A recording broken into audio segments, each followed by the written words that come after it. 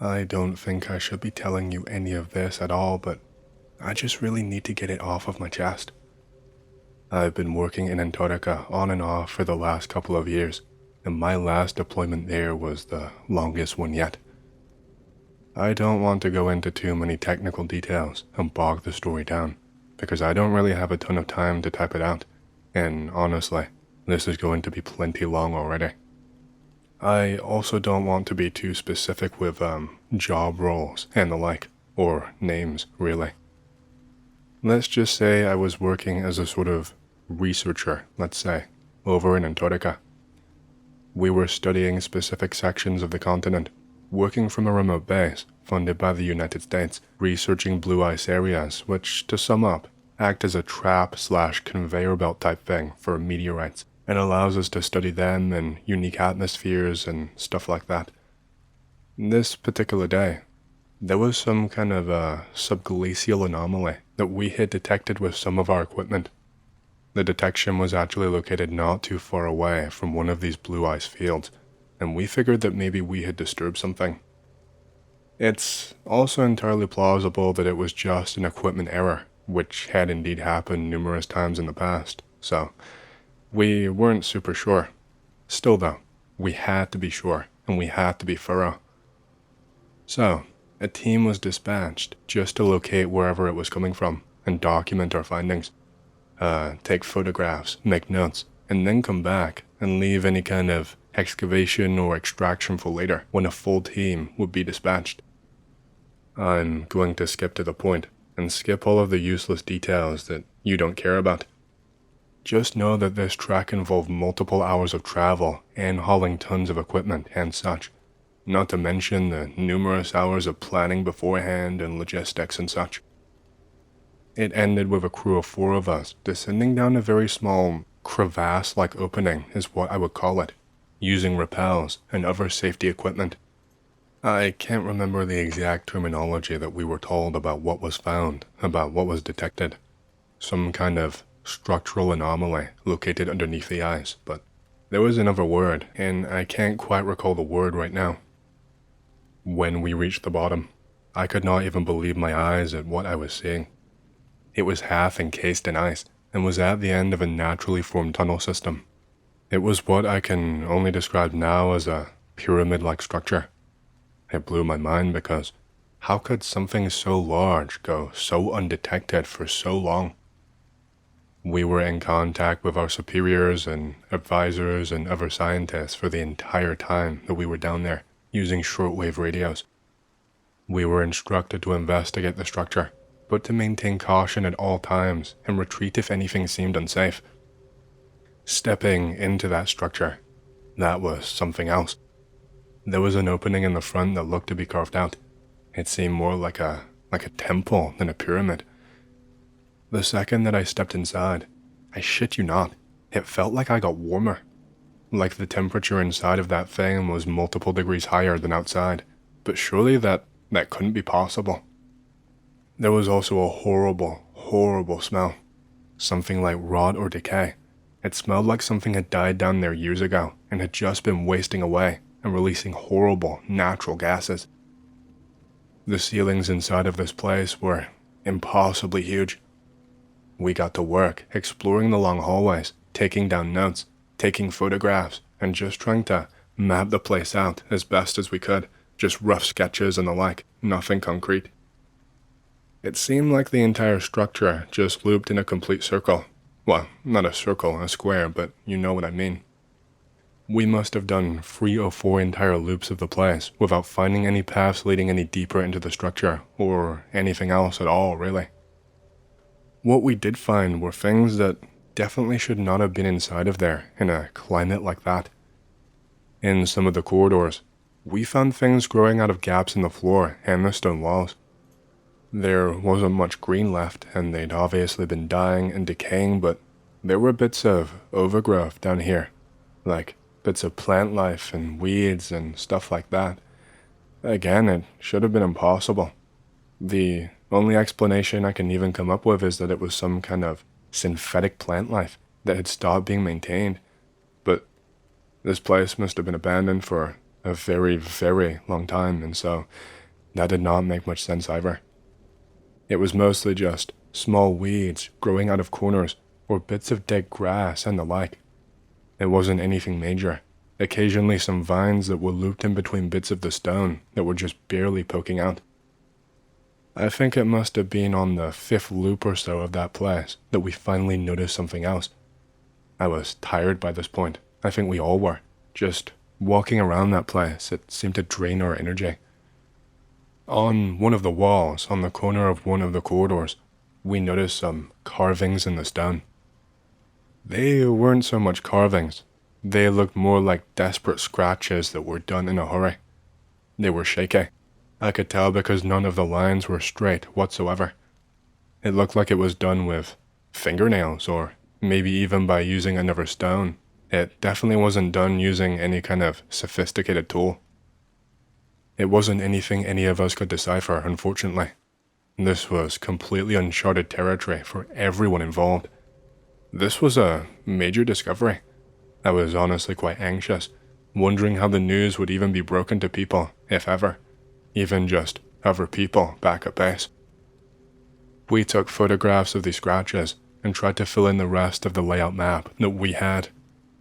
One of the people with us, the more senior one of us, who I will call A, he actually stumbled upon something. One of the stones near the bottom of where the scratches were, it was actually loose slightly. It took us a little while because we were all a little bit shaky and nervous, but we were able to pry the stone loose. I made my buddy laugh by making a joke about playing Jenga, but no one else found it funny but us. When the stone was finally pried loose, there was a bit of stone or something that crumbled. It caused a bit of a mini dust cloud. When we pulled it out, it just crumbled. It was at this point it was suggested that we turn back and leave the exploration for a later date, that we should enact a solid plan, have more personnel, and more protective equipment. We were wearing neoprene face masks, which are good for the warmth, but would not do shit for any kind of chemicals that we could be breathing in. I mean, who knows how old this structure was and what kind of dust we could have been inhaling. There could be literally anything inside here. But A sparked a discussion on the radio for quite a while, and eventually got them agreed to let us proceed for a little bit longer. We didn't really have a choice. Basically whatever he said goes. It wasn't like we could just walk back outside and go back home. Once we had loosened the first stone brick and removed it, the others started to come loose too. They started to crumble apart slightly.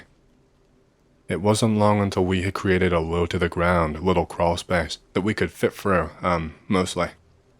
3 of us could fit through, but one of us, even without all of the equipment and gear that we were wearing, they could not possibly fit. So he stayed behind and maintained radio contact just in case we lost contact, and he safeguarded the rest of our gear. We had to remove quite a lot of it just to fit through. It was lucky that it was warmer inside this place. The squeeze through the crawl space, it was horrible. We didn't even know where it was going. We were just completely in the dark. It was like the blind leading the blind. Laying down on my stomach and shuffling through this crawl space, I could not even breathe properly because it put pressure on my stomach and made me feel sick.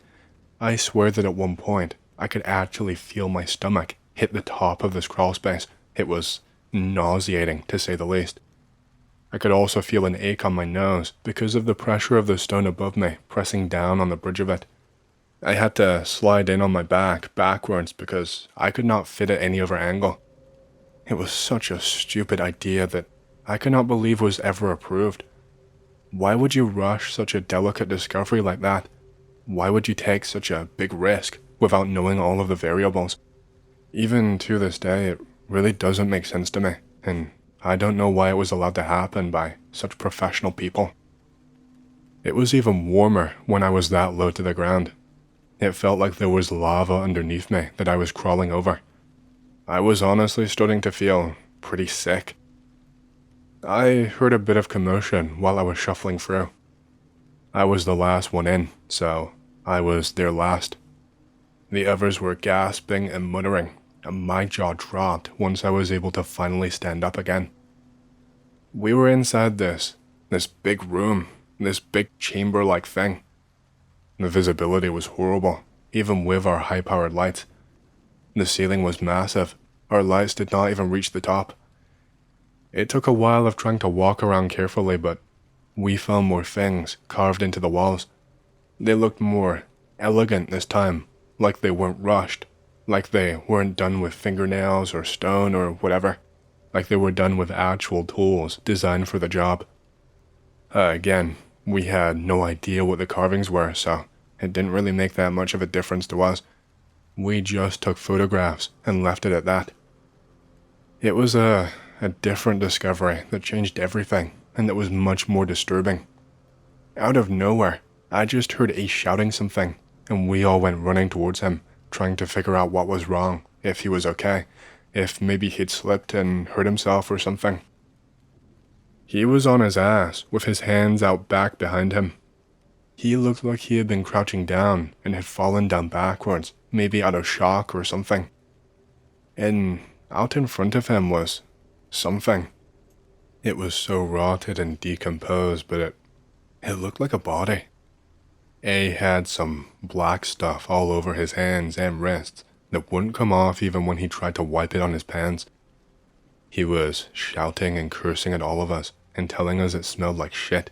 He was in a bit of a panic, which was unusual for him. He was usually always really calm and collected, a real hard ass. There was not a whole lot of features or details that we could make out about the body. It was partially wrapped in ice, as was the rest of the room. It was pure black in color, and it looked to be almost crumbling into dust. It was much longer than any human I have ever seen. There wasn't really that much that we could make out due to the horrible state of the body. Again, we just took photographs and radioed in what we had found. We told our superiors we were going to try and exit, since we had basically reached a dead end, and there wasn't really all that much we could do here. By the time that we had crawled back through the crawl space, A seemed really out of sorts. I could hear him panting the whole time. He seemed really short of breath. It seemed like even little movements were causing him to be really short of breath. He was the last one out this time, since he was the first one in. Before we even got outside of the structure, he had vomited all over one of the walls. He just projectile vomited out of nowhere.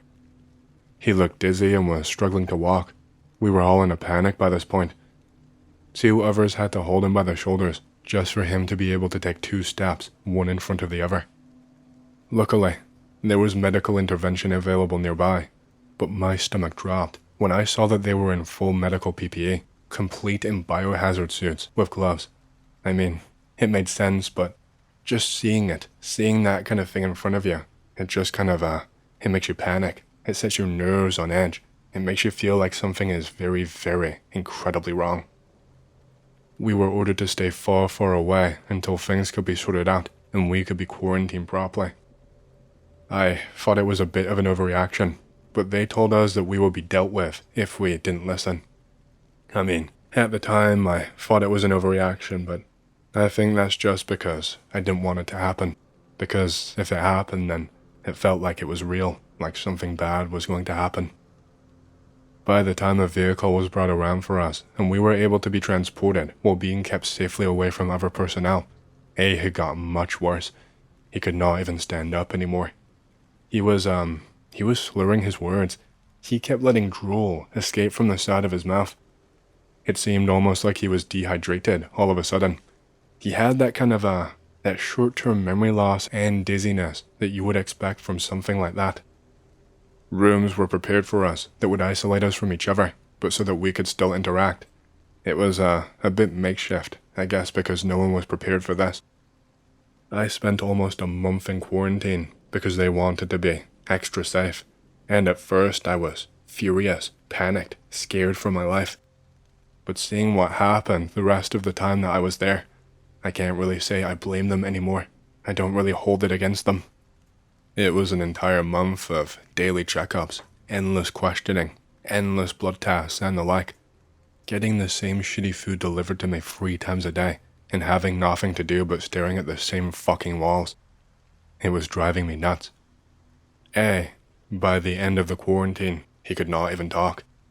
He was declining each and every day that I was talking to him, and it was horrible. He just kept forgetting basic things that he should remember. At first, he couldn't remember trips that we made a couple of days ago, and jokes I had told just a few weeks ago. By the end, he couldn't even remember his own name. I had to keep reminding him of things, but he would forget again by the end of the conversation, and it was I just couldn't keep doing it. By the end, it's gonna make me sound like an asshole, but I couldn't even bear to talk to him, so I tried my best not to, as much as I could. And then eventually he couldn't move his body anymore. People had to come in and stimulate his muscles and move his legs so that he would not waste away. They had to hook him up to a drip and a ventilator eventually, and after that, brain death set in. He was literally a vegetable. In his final days, he was just letting everything go out of his bowels. He could not do anything other than just make sounds. It was like he went through some kind of rapid dementia combined with a loss of motor functions in such a short space of time, in just a fucking month. It was impossible, and those assholes would not even tell us anything about what it was, about what was going on. We were just kept in the dark about everything, about the pyramid underneath the ice, how we even found it, why they sent us in there like guinea pigs. We didn't know the whole picture the whole time, but we knew enough, and now it was like they just decided that we should know nothing. It didn't make sense. I felt like I got angrier and angrier each and every single day, but that eventually subsided. No one else got sick, thankfully. We were all double and triple checked. Everyone was exercising maximum caution, and eventually, we were released. And following that, I was forced to sign an NDA, and then I was shipped home. I was told I was not fit for work anymore. I assumed that everyone else got told the same story. They told me that they would pay me while I was at home and recovering, but that my services would no longer be required for that cycle. I did not even get a chance to talk with the rest of them before I got shipped back. It was bullshit. They fucking stonewalled me about everything to do with what we had found. We are the ones who went in there and put our lives on the line. This all happened quite a while ago, and I just can't get it out of my head. If you couldn't guess by now, I never went back. I was eventually completely severed from any operations. But funnily enough, the payments, they never dried up. I'm not sure why. I never thought to call them and ask because, who would say no to that kind of money? It almost feels like a fever dream, and like it happened to someone else and not me. I just can't stop thinking about what happened to A. Sure, he was a bit of an asshole, but he did not deserve that. His kids did not deserve to not have their father come home.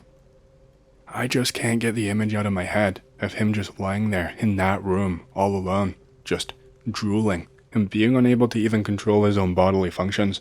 It must have been a horrible feeling. I have no idea what we even saw down there or how any of it was even possible. I don't know if they sent anyone else into that structure, or if they were able to uncover anything else. I will probably never know, so I'm sorry for the lack of closure. I was 19 years old at the time that this happened to me. I was a broke college student in Canada, so I decided to get a pretty shitty job. I ended up working as a door knocker for a lawn care company. Basically, I was a door-to-door salesman that didn't even really sell anything. Anyways, it was my Friday shift, so I was working pretty late on. I was in the neighborhood on the opposite side of the dog park to my house. Now, this dog park was surrounded by a huge forest. The northern edge of the forest was across the highway from my property, but since there wasn't a highway on this side of the park, the forest was right across the street, a good 4 to 5 yards away from me.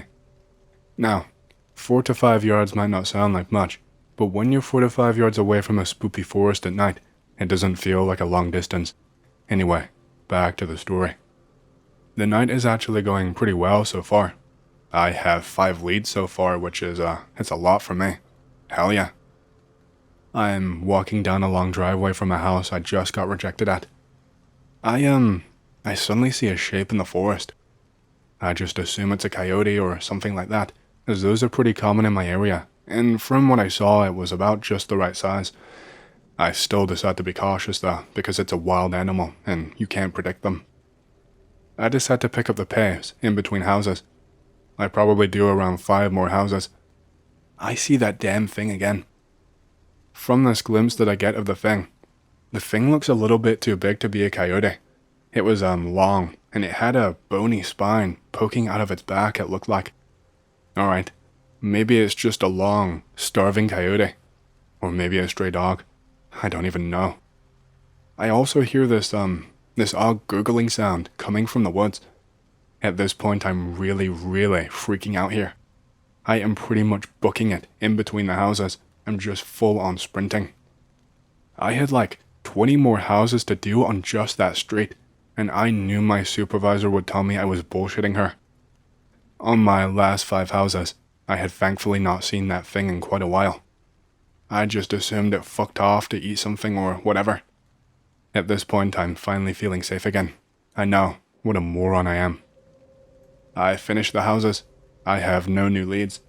I message my boss on the work tablet, telling her I'm done for the night. I look at the time. It's 10 o'clock at night. No wonder no one wanted to talk to me. What kind of asshole knocks on someone's door at 10 p.m.? I sit my ass down on the cold, soggy sidewalk. I am playing some game on an emulator on my phone, probably playing Fire Emblem or some shit. All of a sudden, I hear some distant mumbling. I just assume it's one of my workmates. I do not even look up from my phone. Hey man, I've already finished the street. You know how far away Chelsea is. I know, that's really dumb, but hey, I was a stupid kid. I just thought, who else could possibly be out here at this time? The mumbling stops, and I start to hear rustling coming from the forest. My Native American blood finally kicks in, and I realize finally that something is not right. Like a dumbass, I yell out, Is, anybody out there? Of course, I get no reply. I point my weak-ass phone flashlight into the woods. I can see a pair of eyes looking straight back at me. I just assume the dog is back, because there is no way that's the thing that could be muttering. I turn off my flashlight and go on back to playing Fire Emblem.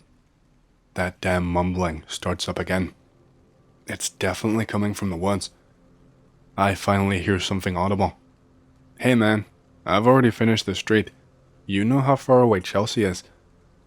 It sounded almost exactly like me, but slightly off somehow. It was all gargled and messed up sounding, like if you put a toad in a blender or some shit.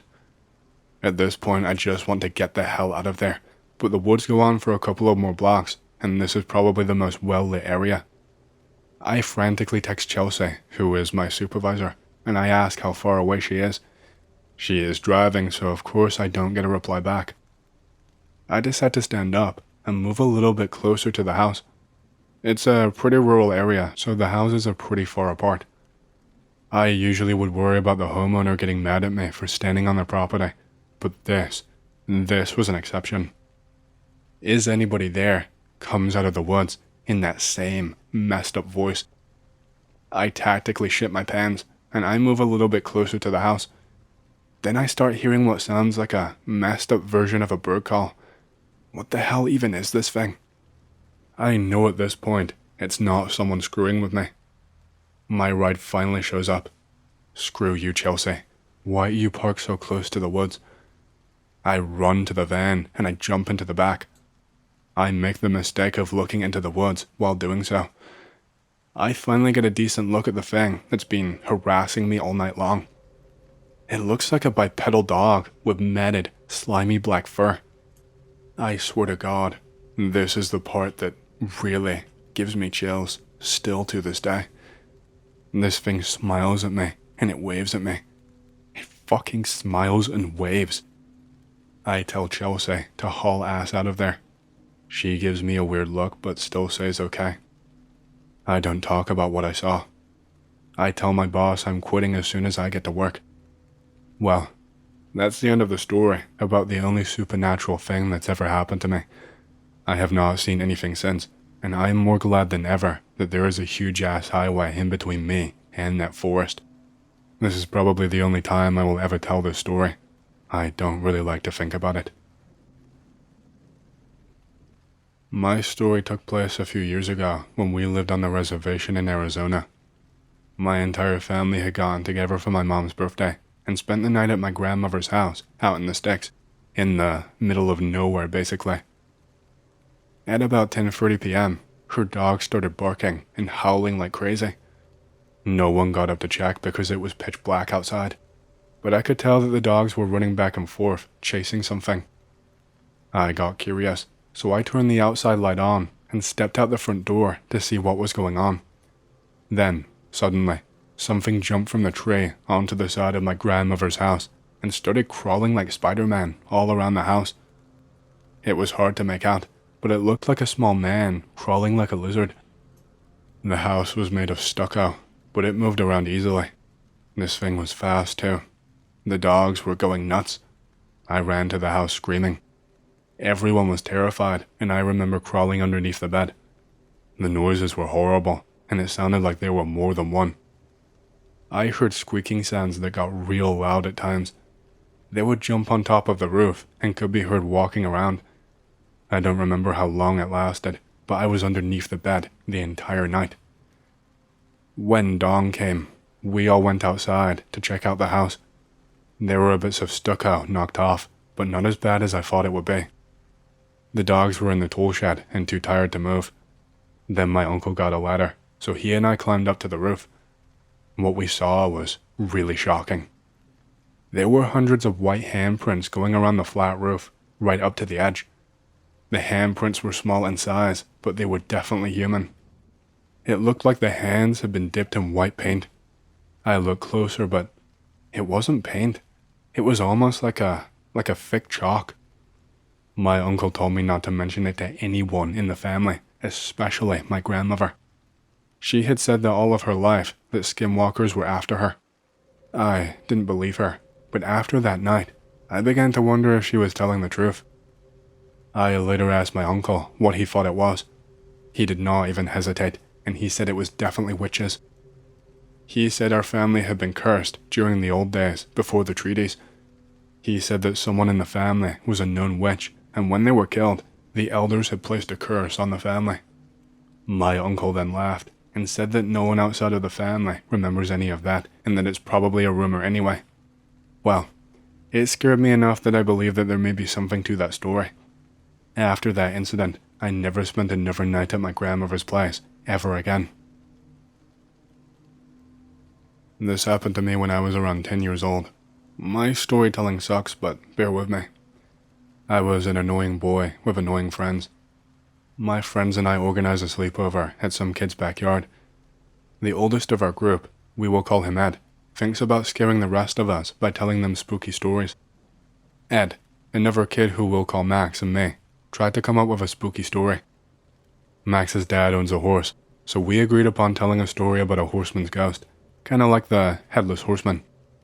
Max's job was to ride the horse at top speed in the street during the story's climax for maximum spooks. The plan was set. Ed and I came up with a story, so we gathered the rest of the kids. There were around 8 kids, us included. Ed began telling the story, asking me for details he claimed to forget in order for it to seem like a real story. It really sucked. The kids were meh, just enjoying listening to the story. Max sneaked away to get his horse.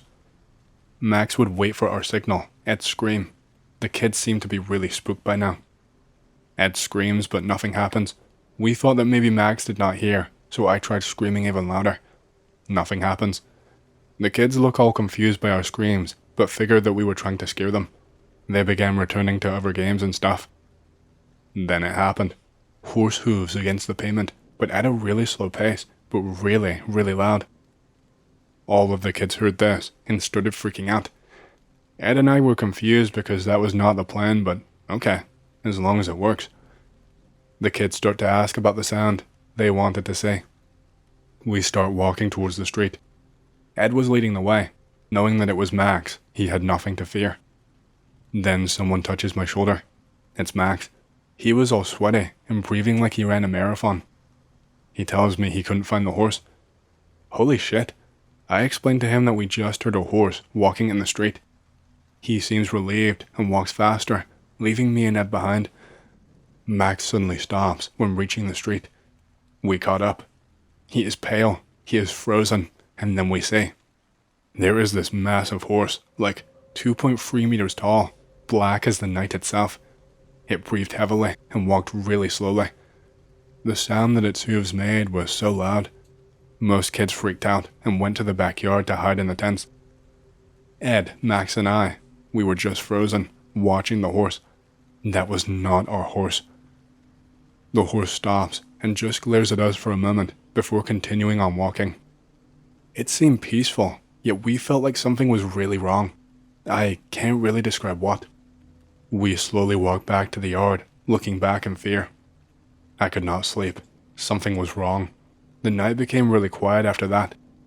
There was no sounds of bugs or birds or wind, not even distant cars or dogs barking.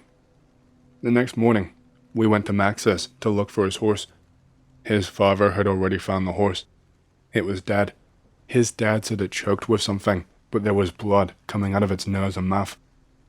We told him about the massive horse from last night. He says it's impossible. Coffee is the only horse for miles around. I said surely it was possible for a horse to make it this way.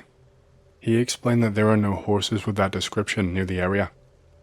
I asked for details and looked around, but never found said horse, nor did anyone see it ever again. Max later found massive hoof prints near Coffee's shed. I know it's not spooky X stuff, but it's the weirdest thing that ever happened to me.